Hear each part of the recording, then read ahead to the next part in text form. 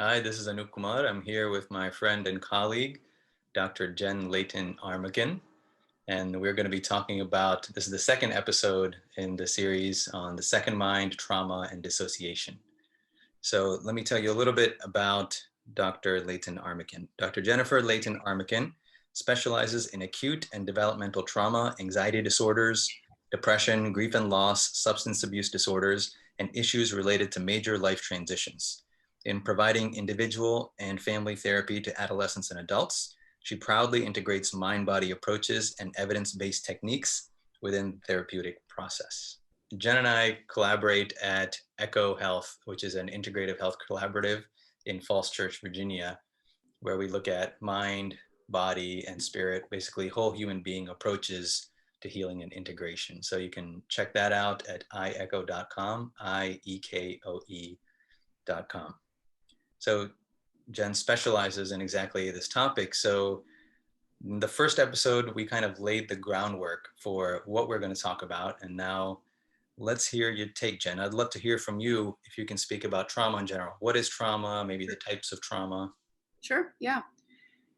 So trauma really is a response or set of responses to an overwhelming event or events. And so we can kind of unpack the various types so that the responses that we might see, we tend to see, especially in diagnosing PTSD, but for the record, a diagnosis of PTSD isn't sort of in and of itself the only trauma, right? There's more beyond PTSD, but we look at, one of the things we look at is after the event, the ways in which folks experience sort of an intrusion of memory, or sort of a blur between past and present. So flashbacks, even in a sleeping state or a waking state, sort of getting that event or those events into the consciousness. And so that intrusion is one element. We see avoidance, fear-based avoidance. Anxiety can be a part of that. Another component that we look at with trauma, that we tend to see with trauma, is around the cognitive as well as sort of the emotional response. And so those, when we're overwhelmed, when we're flooded in that way, we tend to see sort of can be a depressive state, like negative thoughts, lower energy, real kind of that depletion. So that what would look like a depression. Dissociation can be a part of that too. And so that I think we're going to talk a little bit more about that, but that real kind of disconnection from self, from mind, body, from, even from the world around us. And then there's another piece around sort of hyperarousal, vigilance, sort of checking, having a hard time settling after the event. And so the way I'm talking about it now kind of sounds like mostly sort of acute trauma. So an event that happened, whether that's a shock trauma, an assault, an accident, an injury, something like that. But trauma really, and we see this a lot with various health issues and various reasons that people seek help, often comes in lots of other forms, right? And so we tend to we use the term developmental trauma when traumas occurred over time during the developmental years, childhood and adolescence. And that developmental or complex trauma is often due to a series of events, and that could include, abuse. It could also include kind of non-events, so neglect. So the lack of action or responsiveness kind of goes under this umbrella of developmental trauma. Complex trauma also includes, so there's a chronicity to it, but there's also when a person who's supposed to be a caregiver violates the boundary for a child, that is a life and death experience, or that can be experienced in a nervous system as life and death, right? Children need safe adults to survive. And so those kind of, that's some of what we see kind of more often.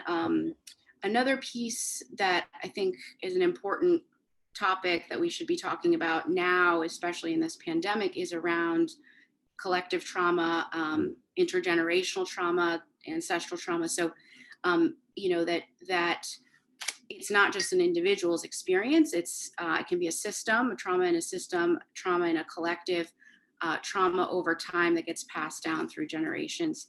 And one just key piece to this is that there's some sort of life-threatening component, but and now diagnostically, we actually aren't just diagnosing people with PTSD who've experienced trauma themselves.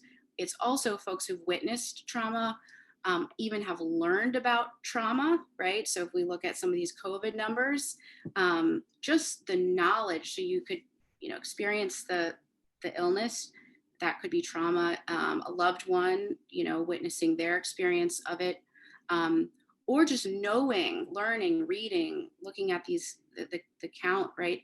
That's also kind of in the umbrella, as well as, it being, again, on that sort of ancestral level, part of the fabric of the consciousness. So the stories being told. So I think that's kind of a thorough. It's very comprehensive. I'm wondering, is there a line? My guess is no, but between, let's say, a difficult situation and a traumatic situation, like, is that a gray area? Like, if it somehow stays with you or influences you in certain way, it's qualified as trauma? Or Sure. So the way that we talk about it, and I'm a clinical psychologist, so I look at this really in terms of how people move through it. So the way that we talk about it is sort of when the window of tolerance is exceeded. So when we all have capacity to respond to stress and respond to difficult events. And even just throughout a normal day, we need sort of arousal to kind of get ourselves going, and we need, regulation, calming to, that parasympathetic process to settle. And optimally, we're kind of in this wave of kind of going up and down and up and down. With a traumatic event or a response to, something that we would consider trauma, there's a exceeding of the window of tolerance. So we're outside of kind of our range of up and down. And that line often is characterized by losing the witness, losing the observer, losing the sense of self. And so often there's, amnesia, dissociation, being flooded kind of beyond our capacity, right? And so that can look, again, sort of like an arousal, but it can also look like more of that flat, shut down, sort of feigned death, Yeah. So it's interesting what you said about dissociation and the sense of self, because that's such a big topic in neuroscience and psychology today. And I'm interested in exploring that through the lens of mind-body relationships. So I'm going to put this picture up here. And first of all, with dissociation, the idea is that we dissociate from one part of us and associate with another, right? That's a general take on it. So here, what's interesting is that when the body is seen as primary, which is the general paradigm in science, the materialist science is that body is primary, and that the brain creates these clouds called the mind, right? We see it in all the cartoons. This basic philosophy of materialism is what kind of pervades the society. So in this model, dissociation would mean dissociating from the body and associating with these clouds here, this kind of individual mind or this mind state. And that is because the body is defined as primary, the physicality. From another perspective, and this is what I'm going to show as the second mind here, and the second mind hypothesis is that there is another level of mind, which itself is what appears as the sensations that we conceptualize as physicality, or that we experience as physicality. Just general thoughts on the usage, our wording, and how we conceptualize association and dissociation. So if the body is primary, which is the standard assumption, right? You and I both learned that in school. Sure. That body is primary, brain creates the mind. So then dissociation naturally means we're dissociating from the body, because body is supposed to be primary. Hmm. right? So that's the way in which dissociation and association are contextualized. Hmm.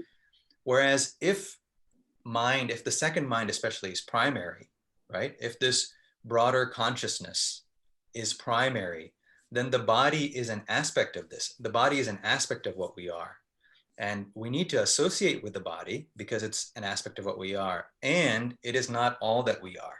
Sure. So if the body is seen primarily and the rest of what we are is not seen, then that is dissociation from a second mind perspective.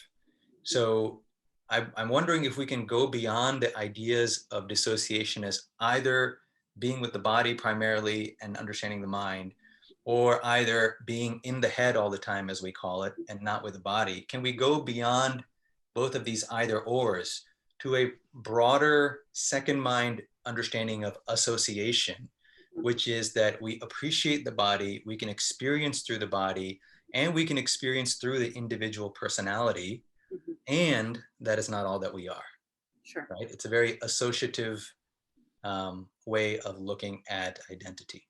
Sure. Yeah. Yes. Yeah, no, I mean, it's fascinating. And this is definitely kind of new territory, new material to metabolize and integrate. After trauma, right, there's a fragmentation and disconnection across the board. And that's Yeah. normal and that's protective, right? The disconnection, sort of the space we take, the numbness that often is experienced in the body, and even in the mind, right, this sort of kind of departure and fragmentation. And so in a trauma healing process, it's not that the dissociation is inherently bad at all. In fact, it helps it Hmm. helps us kind of ride the waves and get through the moments. It's what can come along if there's too much disconnection and too much disconnection from body and from mind. Yeah. um, and also, with derealization, when the self is disconnected from the rest of the world, right? Mhm.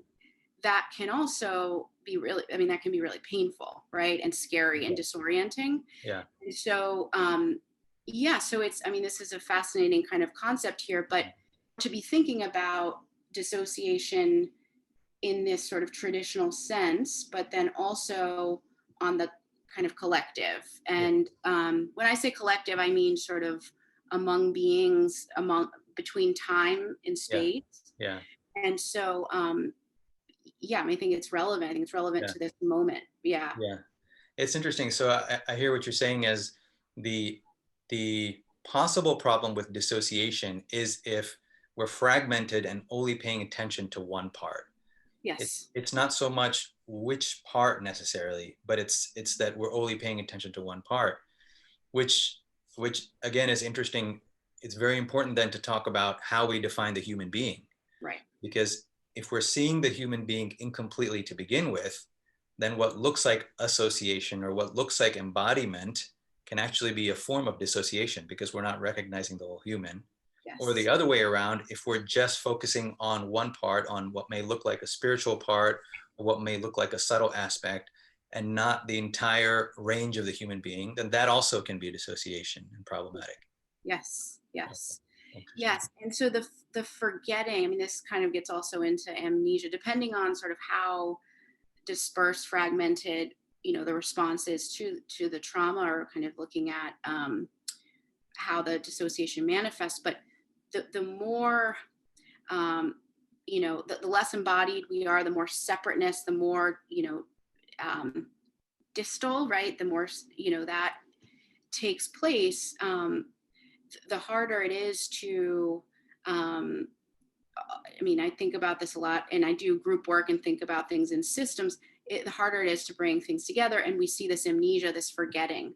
right? And so, I think, um, so something like this moment in time. Let's talk about COVID for a moment, right? So it's the pain and the threat associated with COVID, and those realities Yeah. are really consuming and collectively taking up so much energy. And so there can be sort of a forgetting around connection, around passions, around what it's like to be sort of in, you know, social, Yeah. closeness, right, Yeah. without the distance, and then the other piece, just again to look at this collectively, like there are certain people based on their positionality and their ancestral trauma that are positioned to forget more, right? To forget because it serves them, right? If we think about, um, you know, those of us that, let's say, folks that engaged in trauma as perpetrator, there's benefit to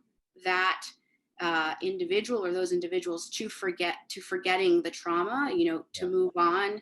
Um, and that kind of, we see that sort of manifest in more neuroses. But yeah, so to think on individual level and collective level, dissociation is normal, but we need to also be able to kind of bring it back, right? Yeah. Or integrate Yeah. the parts. Does Yeah. that make sense? Yeah. It makes me think of um, the country. I remember speaking about consciousness and racism I think it was a few months ago.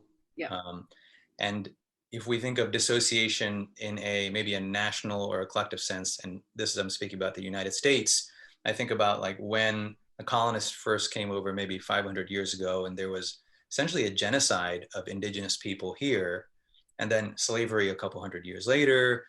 And there is this trauma in the national psyche, Yes. and we can say there is a national dissociation in a sense, in Yes. that we are kind of, if you look at the amount of trauma, that the amount of conversation that has happened, or at least healing conversation, is relatively less. And so there's a dissociation from that, and it keeps flaring up from time to time. So that sounds like what you were referring to. Absolutely. Yeah. And one trauma response, if we think about systems, right, or the relational piece, is the recapitulation of trauma. So, and this kind of goes to one of the first components of that re-experiencing, behaving in a way that reenacts the same thing kind of over and over and over again. And so, I mean, that's why trauma healing is so critically important, to break these patterns. And when we're sort of locked in that recapitulation, obviously not only is more trauma accruing and more pain and suffering and um, oppression, if we're talking about this sort of systemically, there's yeah, that's the consequence, right? That we don't address the healing. We don't then integrate the parts. So the folks that are victimized or marginalized, or experiencing the trauma from that role, from that Yeah. position, um, are locked in Yeah. that role, right? I mean, Yeah. and that's, so to go back to kind of this original concept, I think moving away from just sort of the individual level lens and looking at the collective is really important, because you can have somebody that heals from a memory, right? But if that, if we look at the combination of ancestral, intergenerational, current events, right? The effects of race-based, gender-based trauma, though, we're still locked in, right? There's only so much healing that can occur, so it Yeah. has to be collective. Yeah. So that brings me back. Let's talk about healing then. Yeah. So if there is, something like this second mind that we can access, that is part of our fundamental anatomy, right? So we're saying that even this body and this brain are essentially aspects of this second mind, then it may be possible to influence healing in other ways. And I think this is often what's talked about as alternative or integrative or other methods that we don't completely understand from a body first perspective or a body primacy perspective. So, for example, like sensing, right? If we can sense the body and get a feel for how it sits in space, that might be one way to release certain tensions, right? Especially when the difference between mind and body becomes hazy, as I've tried to depict here. There may be ways to release tension from the mind and or body simply through sensations. The other one is through, people talk about, is it emotional freedom tapping, like tapping different areas, many of them correlating to what is known in yoga as chakras, which are energy centers that you can't really classify necessarily as the classical description of mind, nor as the classical description of body. So it sits in this kind of second mind space.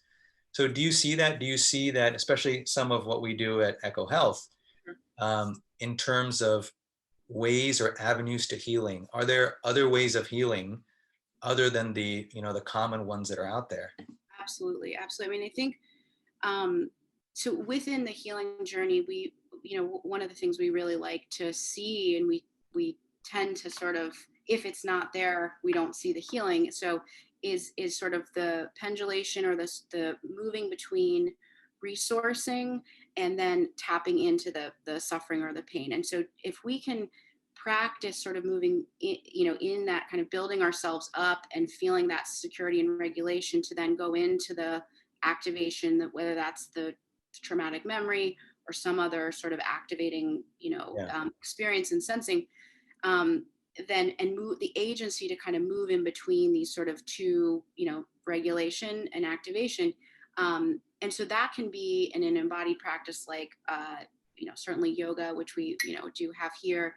um, I think in body work and stretch, right, sort of being able to sense into the breath and the regulating kind of Mhm. presence of the breath, and the Mhm. kind of discomfort of Yeah. um, you know moving the whatever sort of physical manipulation. One of our, we've got some body work folks here too, including Rory. If you haven't had a massage with Rory, I recommend it.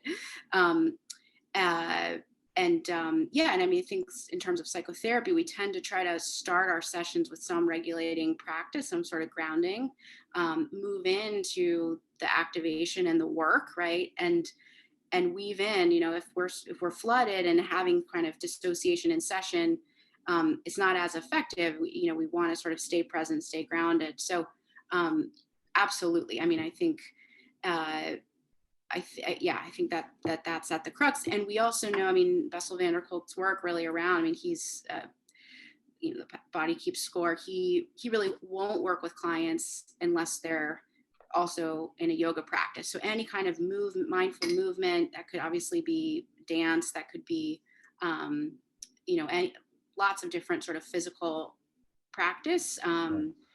Anything that activates the vagus nerve, right? So if we're thinking about chanting, singing, certainly exercise, that the way that goes hand in hand with healing. And it's, yeah, and this is where spirituality just, it's beyond what's physical, right? It's beyond what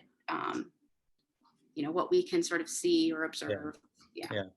And I want to read, I know you got to go in just a minute. If I have time, I just want to read one thing here from this article that I saw last night. So it's a review article that just came out in Frontiers in Psychology, I think it was just last week.